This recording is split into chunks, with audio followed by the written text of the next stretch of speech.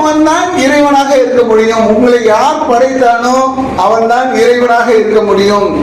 அல்லாஹை விட்டு விட்டு நீங்கள் ஏராளமான தெய்வங்களை ஏற்படுத்திக் கொண்டீர்கள். அவர்கள் எல்லாரும் ஒன்று சேர்த்தால் கூட ஒரு ஈயை படைக்க முடியாது. சரி, ஈயை படைக்க முடியாது விட்டுருவோம். நீங்க எல்லாத்தையும் சேர்த்து கொண்டு பயங்கரமான வணக்கங்களை அதுக்கு செலுத்திக் கொண்டிருக்கிறீர்கள். அதுக்கு உணவுகளை வைத்து சாப்பிட மாட்டீர்களா?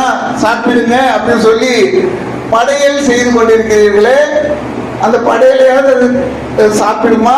அல்லது படையலில் இருக்கிறது என்பதை அது அறியுமா? அல்லது அந்த படையலை ஒரு ஈ சாப்பிட்டு போகுது, என்னுடைய உணவை அந்த ஈ சாப்பிட்டு போகுதுன்னு சொல்லி அதை அவர் திரும்ப ஏற்றுக்கொள்ள அந்த தெய்வங்கள் அனைவரும் சேர்ந்தாலும் முடியுமா?